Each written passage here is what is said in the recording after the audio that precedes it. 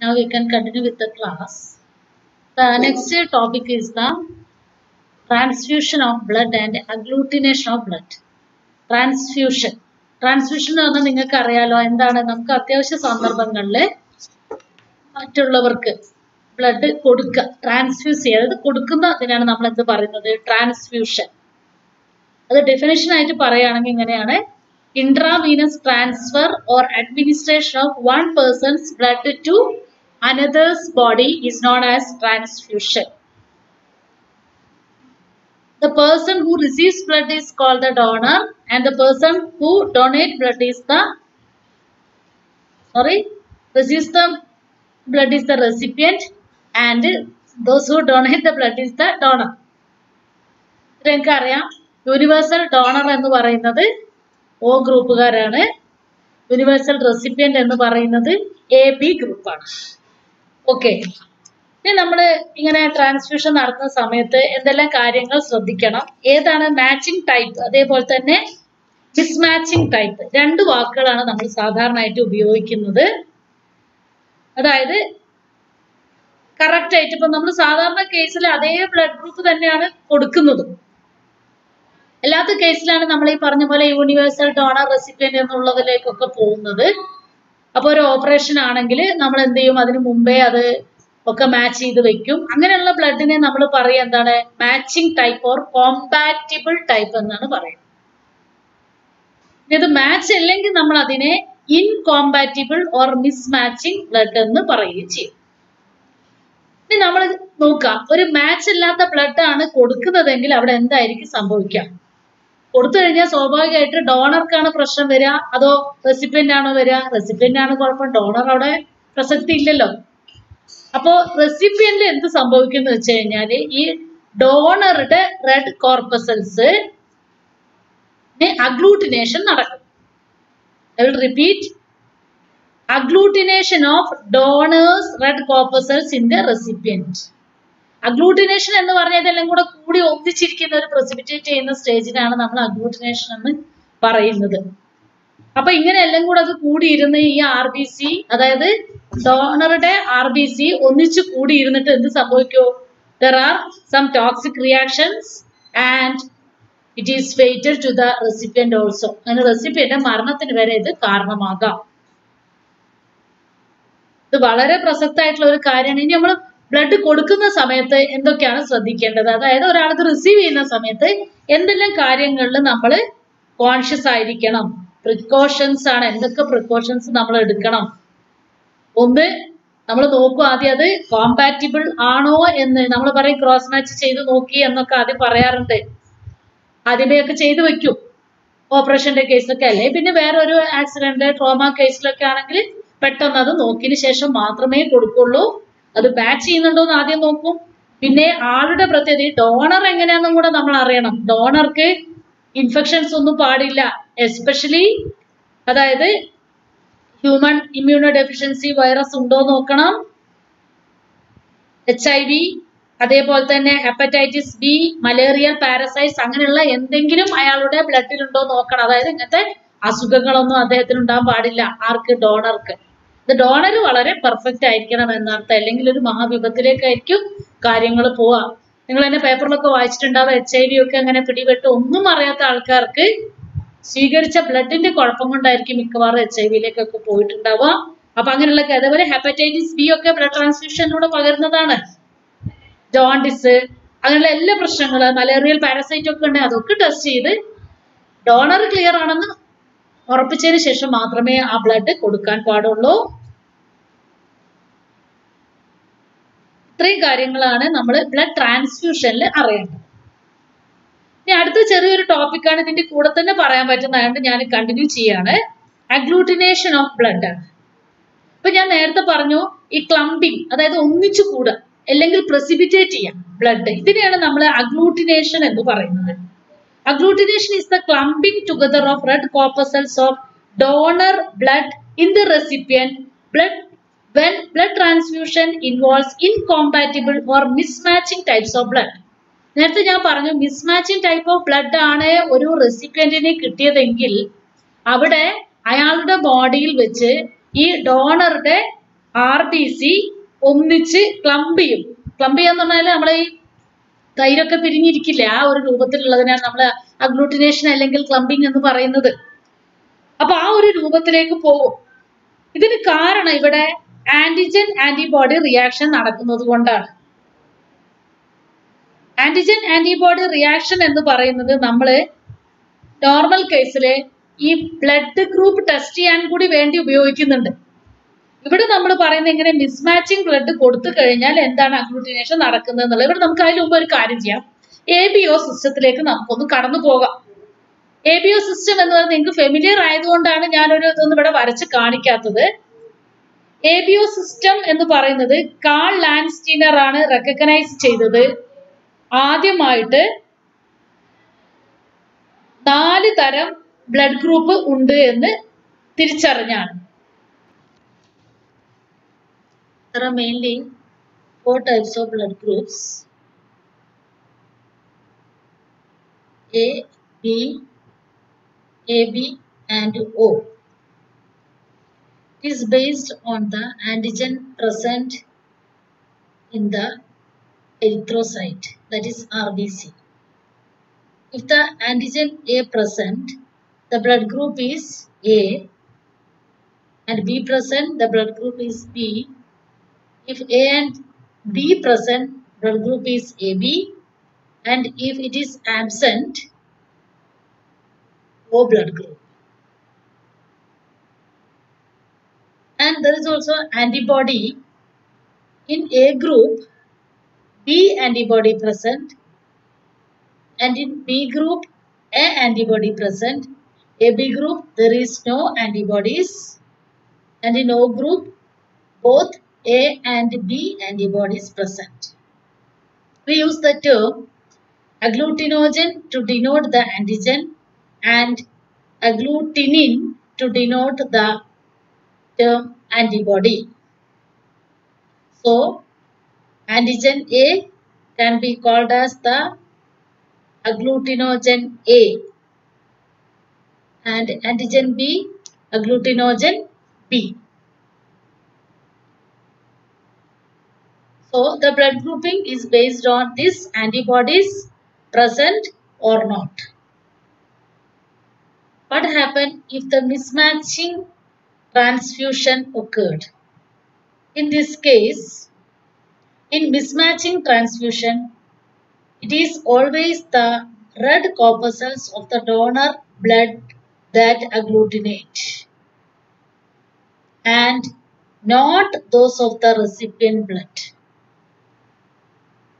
Normal കേസിൽ mismatching blood കൊടുക്കുകയാണെങ്കിൽ ഡോണറുടെ ബ്ലഡിലുള്ള red blood corpuscles ആണ്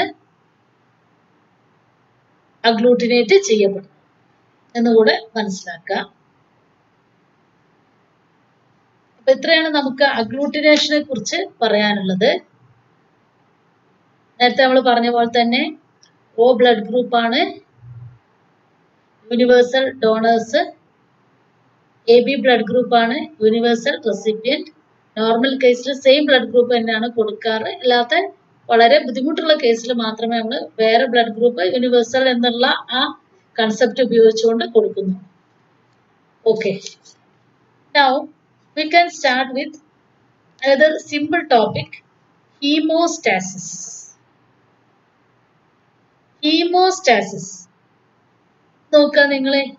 ഹീം എന്നത് ബ്ലഡ് ആണ്. സ്റ്റാസിസ് പറഞ്ഞാൽ സ്റ്റോപ്പ് ചെയ്യുക. അപ്പൊ ഒരു വൂണ്ടൊക്കെ ഉണ്ടായി ബ്ലഡ് പോകുന്ന സമയത്ത് പെട്ടെന്ന് തന്നെ അത് സ്റ്റോപ്പ് ചെയ്യേണ്ടത് ഒരാവശ്യമാണ്. ബ്ലീഡിങ് സ്റ്റോപ്പ് ചെയ്യേണ്ടത് വളരെ ആവശ്യമാണ്. ഒരു കട്ടോ അല്ലെങ്കിൽ ഡാമേജ് അല്ലെങ്കിൽ ഇഞ്ചുറി എന്തെങ്കിലും ഉണ്ടായിട്ട് ബ്ലഡ് വെസൽ ഇത് ആയിക്കഴിഞ്ഞാൽ നമുക്കറിയാം ബ്ലീഡിങ് ഉണ്ടാവും. അത് പെട്ടെന്ന് സ്റ്റോപ്പ് ചെയ്യണം. അതിന് 3 മെക്കാനിസം ആണ് പ്രധാനമായിട്ടുള്ളത്. There are 3 mechanisms in hemostasis. നോക്കാം, ഇത് സംഭവിക്കുന്നത് സ്മോളർ ബ്ലഡ് വെസൽസിലാണ് സംഭവിക്കുന്നത്. It prevent the ഹിമറേജ് only in small blood vessels. Small blood vessels ഉള്ള ഹിമറേജ് തടുക്കാൻ വേണ്ടിയിട്ടാണ് ഇത് സംഭവിക്കുന്നത്. ഇതിന് 3 സ്റ്റേജസ് ഉണ്ട്. ഒന്ന് vascular spasm. Second one is the platelet plug formation. Third one is the coagulation. ഈ ടേംസ് ചിലപ്പോൾ നിങ്ങൾക്ക് പരിചയമുള്ള ടേംസ് ആയിരിക്കും. ഫസ്റ്റ് ടേം ഒന്ന് ശ്രദ്ധിക്കുക. ആ വാക്കിൽ തന്നെ അതിന്റെ അർത്ഥമുണ്ട്. വാസ്കുലാർ സ്പാസം എന്നാണ് പറഞ്ഞത്. അതായത് വാസ്കുലാർ സ്പാസം എന്ന് പറയുന്നത് construction of damaged blood vessels ആണ്. കൺസ്ട്രക്ട് ചെയ്യുക എന്ന് പറഞ്ഞാൽ ചുരുങ്ങുക. ഏത് ബ്ലഡ് വെസലിനാണോ ഡാമേജ് സംഭവിച്ചിട്ടുള്ളത് അതിന്റെ കൺസ്ട്രക്ഷൻ ആണ് ഇവിടെ നടക്കുന്നത്, ചുരുങ്ങാണ് ചെയ്യുന്നത്. ഇത് ഡാമേജ് നടന്ന ഉടനെ തന്നെ ഇത് സംഭവിക്കുന്നു. ഇതിന് കാരണം നമുക്കൊരു മുറിവോ എന്തെങ്കിലും ഉണ്ടാകുന്ന സമയത്ത് അപ്പൊ തന്നെ പെയിൻ റിസപ്റ്റേഴ്സ് സ്റ്റിമുലേറ്റ് ചെയ്യപ്പെടും.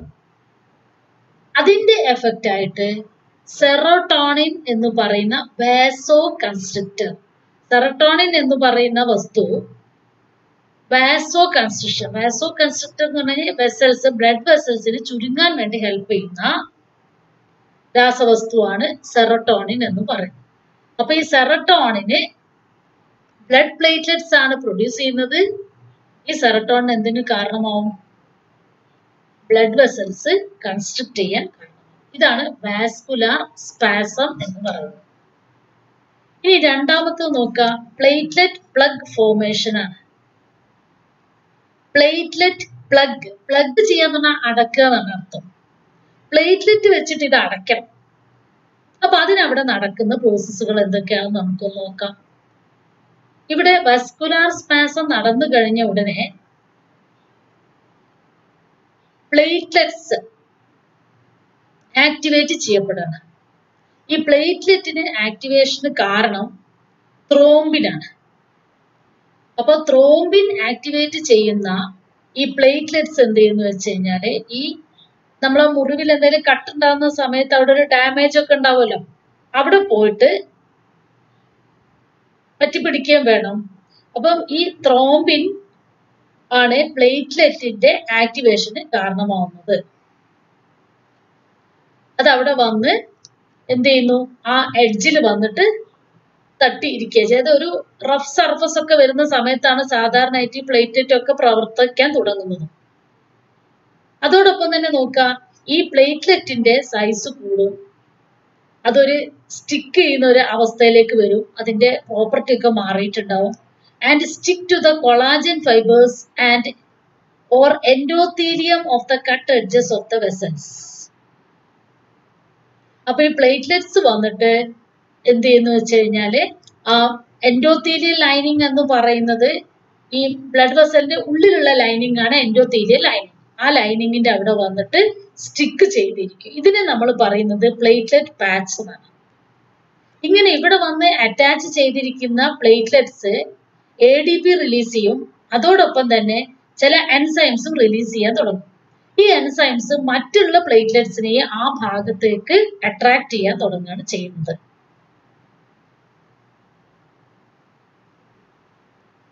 This platelet clumping is stimulated by fibrinogen.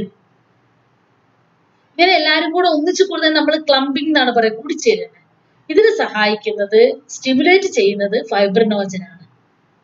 അങ്ങനെ the accumulation and attachment of platelets in large numbers form a tight temporary clot in within 5 minutes after injury. This is known as the platelet plug. അങ്ങനെ ഒരു 5 minute ആവുന്നതോട് കൂടെ തന്നെ അവിടെ ഒരു ഹീമോസ്റ്റാറ്റിക് plug or platelet plug അവിടെ ഉണ്ടാകും. അപ്പൊ ശ്രദ്ധിക്കുക, ഈ പ്ലേറ്റ്ലെറ്റ് പ്ലഗ് ഉണ്ടാകാൻ വേണ്ടി ഉള്ള സ്റ്റിമുലേഷൻ നൽകാൻ സഹായിക്കുന്നത് നമുക്കറിയാം ത്രോംബിൻ, അതേപോലെ തന്നെ ഫൈബ്രിനോജൻ. ഇവരെല്ലാരും കൂടെ ഉള്ള ശ്രമത്തിന്റെ ഫലമായിട്ടാണ് അവിടെ എന്തുണ്ടാവുന്നത്, ഒരു പ്ലേറ്റ്ലെറ്റ് പ്ലഗ് ഓർ ഹീമോസ്റ്റാറ്റിക് പ്ലഗ് ഉണ്ടാവുന്നത്. ഇനി അടുത്ത സ്റ്റേജ് എന്ന് പറയുന്നത് കൊയാഗുലേഷൻ ആണ്. ഈ കൊയാഗുലേഷൻ എന്ന് പറയുന്നത് നമുക്കറിയാം എന്തായാലും ഇതിവിടെ വെച്ച് നമുക്ക് സ്റ്റോപ്പ് ചെയ്യണം. അതിന് എന്തെല്ലാം കൂടെ ഇനി വേണം ബാക്കി നോക്കാം. ഈ ഹീമോസ്റ്റാറ്റിക് പ്ലഗ് അല്ലെങ്കിൽ പ്ലേറ്റ്ലെറ്റ് പ്ലഗ് ഉണ്ടായിക്കഴിഞ്ഞാൽ അത് കുറച്ചുകൂടെ സ്ട്രെങ്തൻ ചെയ്യുക, അതുപോലെ തന്നെ സ്റ്റെബിലൈസ് ചെയ്യുന്നത് ഒരു ഫൈബ്രിൻ മെഷ് ഉണ്ടായിക്കൊണ്ടായിരിക്കും. മെഷ് എന്ന് പറഞ്ഞാൽ ഒരു വലയാണ്.